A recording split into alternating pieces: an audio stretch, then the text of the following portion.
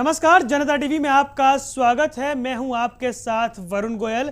आज हम बात कर रहे हैं एक ऐसे मुद्दे की जो हिंदुस्तान की आवाम के सेंटिमेंट्स के साथ जुड़ा हुआ है। एक ऐसा मसला जिसको लेकर लगातार हम उम्मीद कर रहे हैं कि सरबजीत भारत लौटेगा।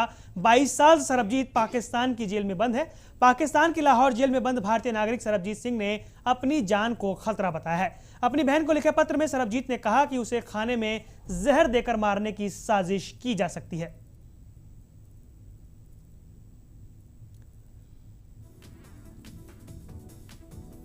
तो आपको बता दें कि सरबजीत ने कुछ चिट्ठियां लिखकर भेजी हैं हिंदुस्तान। ये चिट्ठियां यूपी अध्यक्ष सोनिया गांधी को भी दी जाएंगी, जिसमें कहा गया है कि उसे खाने में जहर दिया जा रहा है। धीरे धीरे उसकी जो हालत है वो खराब होती जा रही है और उसे इस बात का अंदेशा है कि उसका जो शरीर है वो धीरे धीरे खराब हो रहा है और उसकी जो व्यवस्था है, जो शरीर की हालत है, वो दिन पर दिन खराब होती जा रही है।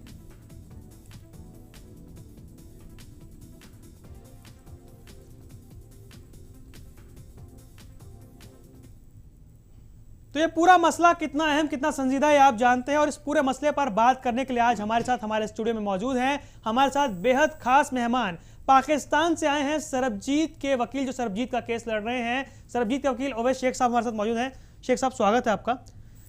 सबसे पहले तो हिंदुस्तान की आवाम की तरफ से मैं आपको शुक्रिया कहना चाहता हूं जब आप उनका केस लड़ रहे हैं। सरबजीत के सेंटीमेंट्स हमारे मुल्क को लेकर कैसे हैं आप जानते हैं और आप इतने लंबे वक्त से बिना किसी कॉज के सरबजीत का केस लड़ रहे हैं, इसके लिए हिंदुस्तान की तरफ से मैं आपको बेहद शुक्रिया कहना चाहता हूं। सबसे पहला सवाल मैं आपसे करना चाहूंगा, इस वक्त जो हालात बने हुए हैं, सरबजीत ने चिट्ठियां भेजी हैं कि उसको जान का खतरा है, उसको खाने में जहर दिया जा रहा है। आप खुद जेल गए, आप सरबजीत से मिले, आपने उस खाने को भी देखा। क्या वाकई असलियत क्या है? देखिए, ये भारत की जो यौम आज़ादी की तकरीबात हैं उसमें शिरकत के लिए मुझे आना था जी। और आने से पहले मैं सरबजीत से मिल के आया। रूटीन में मैं उससे मिलता हूँ होम सेक्रेटरी की इजाज़त से, और उन्होंने मुझे इस दफ़ा 2-3 चिट्ठियाँ दी हैं। एक उन्होंने दी है जो सोनिया गांधी जी के नाम है, जिसमें उन्होंने ये रिक्वेस्ट किया उनसे कि वो अपना इन्फ्लुएंस इस्तेमाल करें और अपना असर रसूख और पाकिस्तान पर दबाव डालें, कोशिश करें कि वो मेरी ख़ानदान, मेरी सिस्टर है दलबीर कौर और पूनम और दूसरी स्वापन कौर और उनकी मिसिस सुखबीर कौर, उसके वीज़े के लिए कोशिश करें कि उनको वीज़ा मिले और वो आएँ और मुझे मिलें। और ये उनकी जेन्युइन डिमांड उन्होंने लिखी है और कानून और इंसाफ और इंसानी हुकूक़ के हवाले से भी ये है। और दूसरी, इसी लेटर के बैक पेज पे उन्होंने लिखा है कि मेरे साथ अच्छा सलूक नहीं किया जा रहा है, मुझे मेंटल टॉर्चर दिया जा रहा है और जो खाने की क्वालिटी है वो इंतहाई पुअर है। और साथ ही साथ जो उन्होंने एक बात लिखी है कि मुझे ये दर्द शुरू हो गई है लेग पे, लेफ़्ट लेग पे, और सारा जिस्म जो है वो कमज़ोरी महसूस होती है और यूँ उनको महसूस हो रहा है कि जैसे उनको कोई स्लो पॉइजनिंग दी जा रही है। तो बाकी 2 लेटर तो उन्होंने दलबीर कौर के नाम लिखे। अब ये मैं लेके आया इधर और मैंने आपको दिखाया है आपके मीडिया को, और ये ऐसी बात है जो जिसको इग्नोर नहीं किया जाना चाहिए, सीरियस है। सरबजीत सिंह कोई आम क्या उसका नाम है, प्रिजनर नहीं है। वो इंडिया पाकिस्तान के आपसी ताल्लुकात से उसका केस जुड़ गया। लेकिन अगर आम भी हो तो ये इंसानी हुकूक के हवाले से ये तो बहुत ज़िम्मेदारी होती है इंतज़ामिया की कि वो लुक आफ्टर करें और जो हुकूक होते हैं प्रिजनर्स के उनको वॉच करें। तो मैं अब इंश्योर करता हूँ हिंदुस्तान के अवाम को, हुकूमत को, मैं अभी वापस जाऊँगा, थोड़े दिनों में वापस जा रहा हूँ और जाते ही मैं सुपरिटेंडेंट जेल से मिलूँगा, होम सेक्रेटरी से मिलूँगा और मैं इंश्योर करूंगा, पूरी कोशिश करूंगा। जब साहब एक बार हम वो चिट्ठी, वो पत्र, लेटर दिखा दें जो लिखा है सरबजीत ने। ये वो ओरिजिनल चिट्ठी है जो सरबजीत ने लिखी है और इस चिट्ठी में अगर देखें तो इस तरफ खुद सरबजीत ने अपने पैर का निशान बनाकर ये जगह दिखाई है जहां पर उनका पैर सुन्न हो जाता है। उन्होंने लिखा है कि इस साइड का पट्टा सुन्न हो रहा है और पूरी रात वो दर्द से तड़पते हैं। ये वो चिट्ठी है जो सरबजीत ने लिखी है। उन्होंने पैर का ये निशान दिखाया है, पैर बनाकर, कि पैर का ये वाला हिस्सा उनका धीरे धीरे सुन्न पड़ता जा रहा है। इसमें इतना दर्द है कि वो उठ भी नहीं पाते, चल भी नहीं पाते। तो ऐसे में उन्हें अंदेशा है कि उनके साथ कुछ गलत सलूक हो रहा है, उन्हें जहर दिया जा रहा है और उनकी हालत दिन पर दिन खराब होती जा रही है। इस चिट्ठी में शेख साहब एक बात और लिखी है सरबजीत ने, जो बैक साइड पे है ना वो भी जरा दिखा दीजिएगा, जिसमें उन्होंने कहा है कि मुझे ये जहर देने की कोशिश की, वो बैक पे सबसे एंड पे। मैं वो दिखाता हूँ, लेकिन एक बात और जो उन्होंने लिखी है कि सुरजीत ने जो भारत आकर कहा वो बेहद गलत कहा। सुरजीत ने कहा कि बिल्कुल अच्छे तरीके से रहता है सरबजीत, उसको कोई दिक्कत नहीं है, वो बहुत आराम से घूमता है आम कैदियों की तरह। लेकिन खुद सरबजीत ने इस लेटर में लिखा कि सुरजीत ने जो कुछ भी कहा है वो गलत कहा है। भाई बात ये है कि ये बात मैंने सरबजीत से आते हुए बात हुई थी और उसको बताया था कि ऐसे सुरजीत सिंह की ये खबरें आई हैं, तो वो थोड़ा हंसने लगा, मुस्कुराने लगा और उसने कहा कि भाई ये बात सुनो, ये उसके पास खाना आया हुआ था, रोटी और साथ में सालन था, और उसने मुझे एक बुर्की दी और उसने कहा कि यार आप टेस्ट करो एक।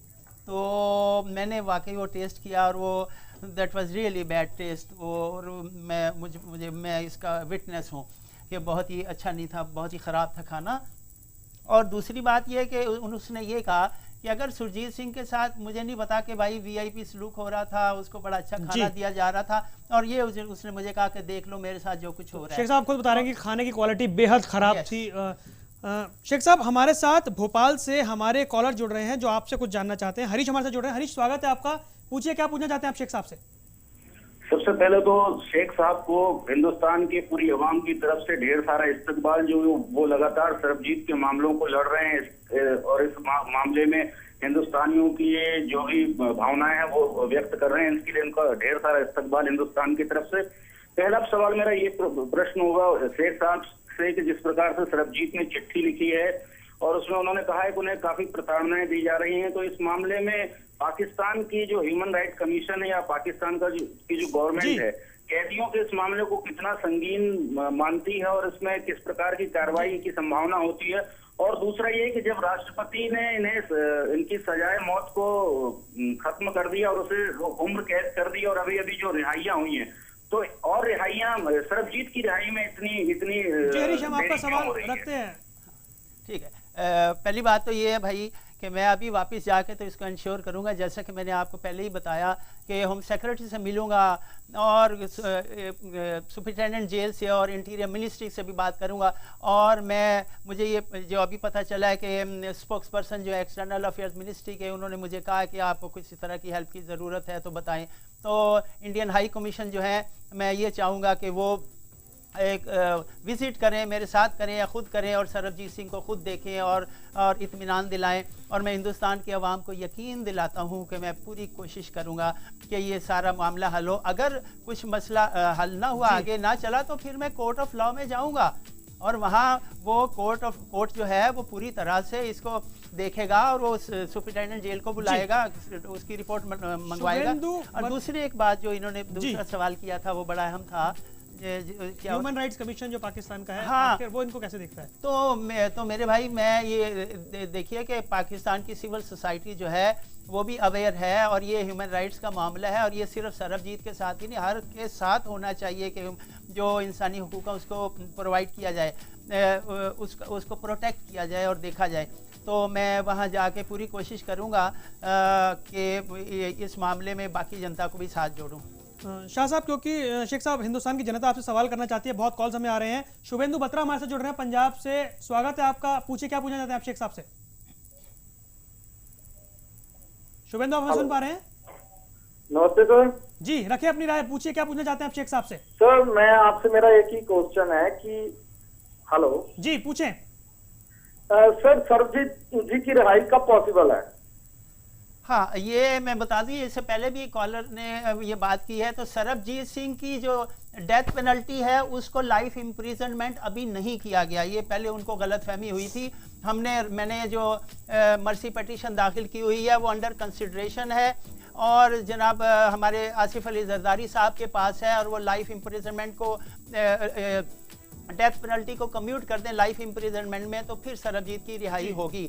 और हम देख रहे हैं कि और उम्मीद भी कर रहे हैं और बहुत जल्दी पाकिस्तान की आवाम भी इंतज़ार कर रहे हैं कि मनमोहन सिंह पाकिस्तान का दौरा करें और उसकी कोई डेट भी आ गई है नवंबर में गालबन। तो बड़ी उम्मीद है कि खुदा ने चाहा तो सरबजीत की रिहाई होगी, क्योंकि इंडिया पाकिस्तान के आपसी ताल्लुकात से सरबजीत का केस जुड़ गया है। और मैं पूरी कोशिश कर रहा हूँ भाई, और पूरे हिंदुस्तान की आवाम मेरे साथ हैं, हुकूमत मेरे साथ है, दुनिया इस केस की सपोर्ट कर रही है, क्योंकि सरबजीत का केस जो है गलतफहमी का केस है, उसका नाम ही FIR में नहीं है। तो इसलिए सरबजीत की रिहाई जितनी जल्दी हो जाए वो बहुत ही अच्छा होगा। शेख साहब, हम उस गफलत की बात कर रहे थे जो भी पिछले दिनों हुई सुरजीत और सरबजीत को लेकर, और जिस तरीके से गफलत इतनी बड़ी थी कि वहां के सेंट्रल मिनिस्टर ने वेलकम कर दिया इस खबर का कि सरबजीत की रिहाई का हम वेलकम करते हैं। उसके बाद जो बदलाव हुए हिंदुस्तान की तरफ से, आवाम को ये लगा कहीं ना कहीं किसी प्रेशर में ये बदलाव हुआ।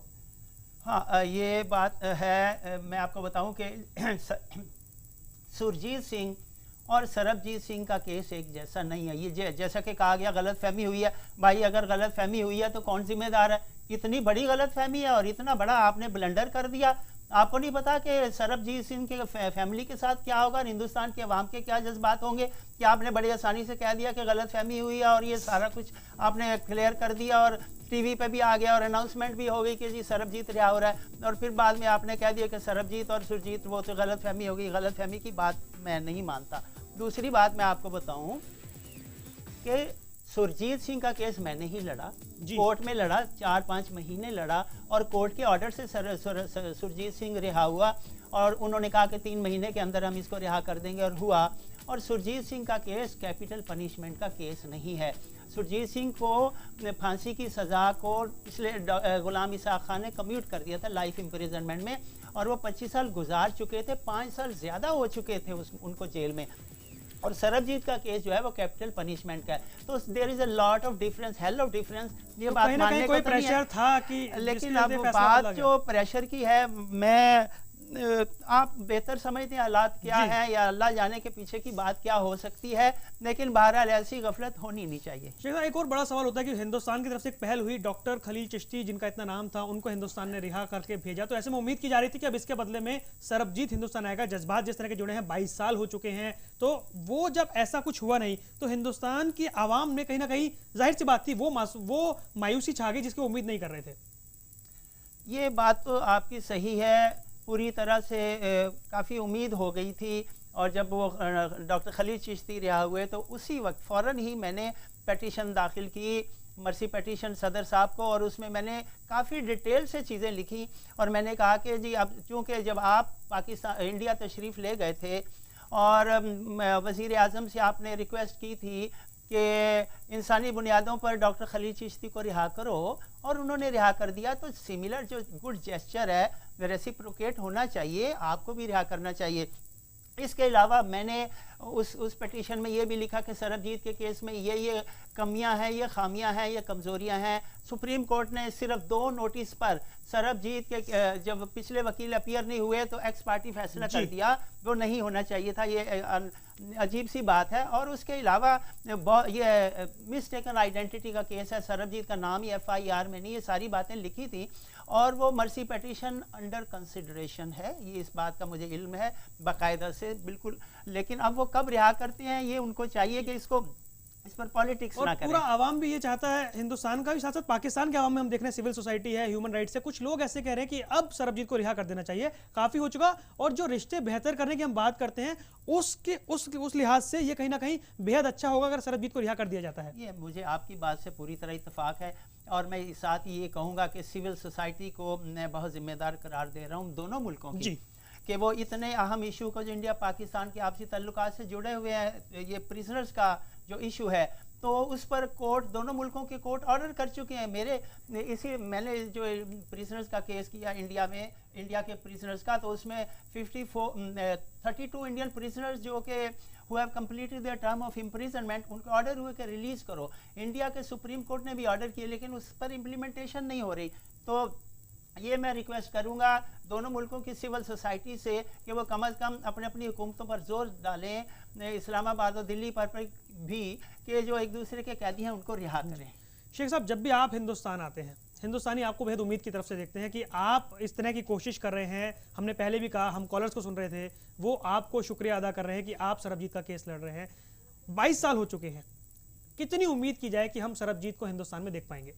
देखिए भाई, सरबजीत सिंह हिंदुस्तान के लोगों की अमानत है मेरे पास, हमारे पास जी। मैं जब तक सरबजीत सिंह को वहाँ से लेके नहीं आ जाता, मैं यकीन दिलाता हूँ मैं चैन से नहीं बैठूंगा। पूरी कोशिश कर रहा हूँ। आपकी अमानत है, हिंदुस्तान के लोगों की अमानत है, अमानत है। सरबजीत इंडिया है भाई, वो आपसी ताल्लुकात से जुड़ गया हुआ है।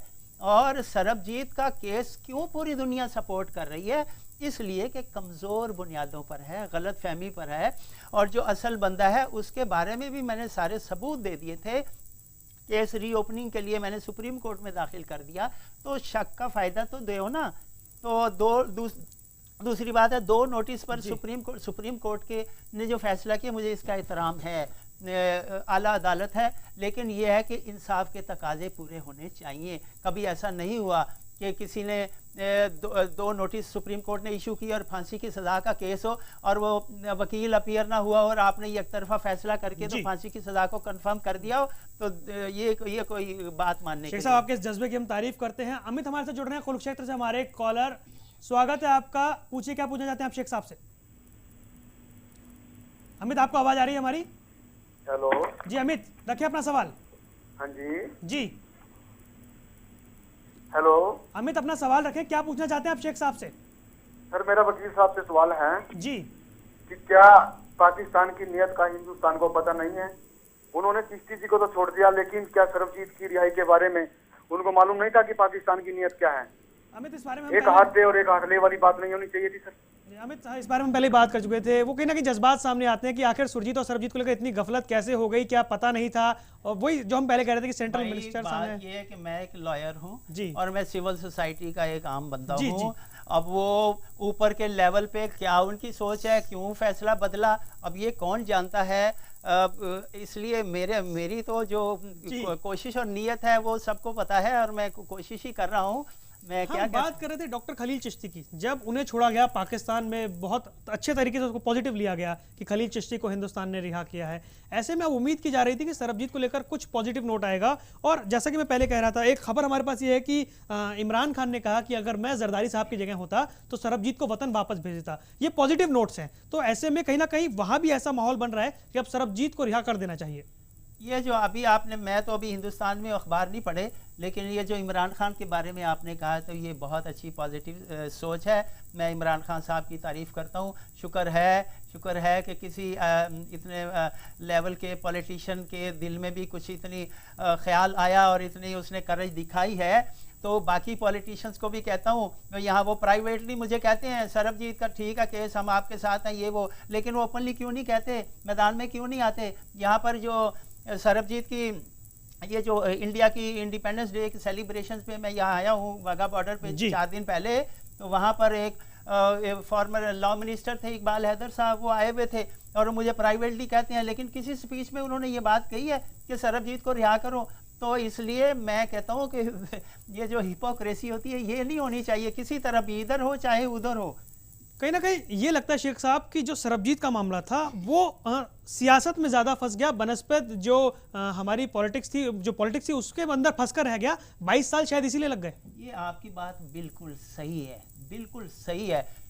Prisoners are the victims of politics, ये मैं आपको बता दूं। ये प्रिजनर्स के साथ इस तरह बर्ताव हो रहा है जैसे कोई गंदम की बोरियां इधर से उधर लेते हैं, तिजारत होती है, आप 10 छोड़ो हम 20 छोड़ेंगे, हम ये करो, आप इतने फिशरमैन छोड़ो हम इतने छोड़ेंगे। तो ये बात हो रही है, ये नहीं होना चाहिए भाई। इंसान देखो, सरबजीत सिंह ने खुद वहाँ से अपील की थी कि पाकिस्तानी जो है प्रिजनर्स हैं उनके केसों को इंसानी बुनियादों पर देखा जाए। तो आप भी सरबजीत के केस को इंसानी बुनियाद पर देखो। मुझे एक बात बताइए, मैं इनसे पूछता हूँ अपने पाकिस्तानी दोस्तों से और अदलिया से और हुकूमतों से जी, सरबजीत को सज़ा दी है फांसी की जो बहुत कमज़ोर बुनियादों पर है, लेकिन उसके साथ क्या 22 साल सज़ा दी थी? तो केस लॉ मौजूद है, मैंने दिए निकाल के, मैंने कहा आप बताओ। और सदर साहब को जो मैंने मर्सी पटिशन की उसमें भी लिखा है कि अगर कोई if a prisoner you see spend longer period in jail awaiting for the execution, तो फिर क्या होता है कि there is a justification of commuting his death sentence to life. अगर एक बंदा बहुत अरसा जेल में गुजार देता है जबकि उस ये 22 साल सरबजीत की सज़ा नहीं दी हुई, तो फिर आप उसको रिहा करो, उसकी डेथ पेनल्टी को कम्यूट कर दो लाइफ इम्प्रिजनमेंट में। केस लॉ मौजूद है, तो कितना कुछ मौजूद है सरबजीत की रिहाई के लिए। और वहाँ पर फंडामेंटलिस्ट की बात की है। आपको बताऊं कि जब सरबजीत की रिहाई का ऐलान हुआ, बहुत खुशियाँ मनाई जा रही थी पूरे दुनिया से, हिंदुस्तान से। ये वो 2-1.5 घंटे के बाद तो मुझे उसी वक्त फ़ोन आया एक बड़े चैनल का कि आपके पुतले जलाए जा रहे हैं अवैध शेख साहब, ये प्रेस क्लब के सामने, तो आप क्या कहोगे? मैंने कहा वो मेरे सामने हो, उलमा हजरात और दूसरे जो इस तरह के फंडामेंटलिस्ट हैं, मैं उनको समझाऊं कि ये कोई अच्छी बात नहीं है। मैं एक प्रोफेशनल लॉयर हूं और सरबजीत का केस जो है वो वैसे भी मिस्टेकन आइडेंटिटी का केस है, गलत फहमी का केस है। तो ये मैं आपको वैसे बता रहा हूँ कि इस तरह के एक कॉलर हमारे साथ जुड़ रहे हैं, शायद वो आपसे कुछ पूछना चाहते हैं। जश्न हमारे साथ जुड़ रहे हैं पंजाब से, हमारे कॉलर, स्वागत है आपका। पूछिए, क्या पूछना चाहते हैं आप? सर मैं ये पूछना चाहता हूँ कि सरबजीत की सेहत कैसे है, क्या वो स्टेबल है या नहीं? जश्न ज्यादा बड़ी उम्र के नहीं है, आवाज से लग रहा है वो उसकी सेहत के बारे में जानना चाहते हैं। हाँ, वो आप ज्यादा फिक्र ना करो। जब एक तो बहुत अरसा जो जेल में रहे, जाहिर है कि उसकी सेहत पर फर्क पड़ता है। और दूसरी बात यह है कि इसका सीरियस नोटिस लिया है कि सरबजीत जो है वो बीमार अभी ज़्यादा। उसने जो लेटर लिखा तो उसने कहा कि जी मुझे खाने की क्वालिटी अच्छी नहीं है और मुझे ऐसा लगता है कि जैसे खाने में कुछ सही चीज़ें नहीं दी जाती। तो मैं, आप फिक्र ना करें, मैं पूरी कोशिश करूँगा और वो सरबजीत को खैर खैरियत के साथ वाघा बॉर्डर से लेकर आऊँगा। भरत हमारे साथ जुड़ रहे हैं चंडीगढ़ से। भरत पूछे, क्या पूछना चाहते हैं आप शेख साहब से? भरत, आपको हमारी आवाज मिल रही है? लगता है संपर्क हमारा उनसे नहीं हो पाया, लेकिन शेख साहब हिंदुस्तान के आवाम को ये बार बार भरोसा दिला रहे हैं कि वो वाघा बॉर्डर से सुरक्षित लेकर आएंगे, हर हाल में लेकर आएंगे सरबजीत को। जो दिक्कतें आपने झेली उसका भी हम जिक्र करना चाहेंगे, क्योंकि जिस तरह से पूरा मसला रहा, जिस तरह से सियासत इस पूरे मसले को लेकर रही, आपने किन दिक्कतों का सामना किया? भाई पहले तो अपनी घर की दिक्कत बता दूं। जी। तो मेरी बीवी कई बार मुझे निकाल चुकी है, मैं ढीठ हूँ, निकलता नहीं हूँ। जी। तो ये जब सरबजीत का हुआ, ऐलान हुआ और मैं उस वक्त लॉन में आ गया, फ़ोन ही फ़ोन आ रहे थे। तो उस वक्त जियो एक टीवी चैनल का फ़ोन आया कि आपके पुतले जला रहे हैं। और मैंने कहा जी मेरे पुतले जला रहे हैं, ये अभी मैंने इतना कहा तो मेरी वाइफ वहाँ खड़ी सुन रही थी और वो घबरा गई, मुझे कह रही आप अंदर आ जाओ जी। तो ये सूरत हाल है और इस चर्चा को हम आगे जारी रखेंगे। फिलहाल वक्त एक ब्रेक का, जल्द वापस लौट रहे हैं, ये चर्चा जारी रहेगी। ओवैसी शेख साहब हमारे साथ मौजूद है।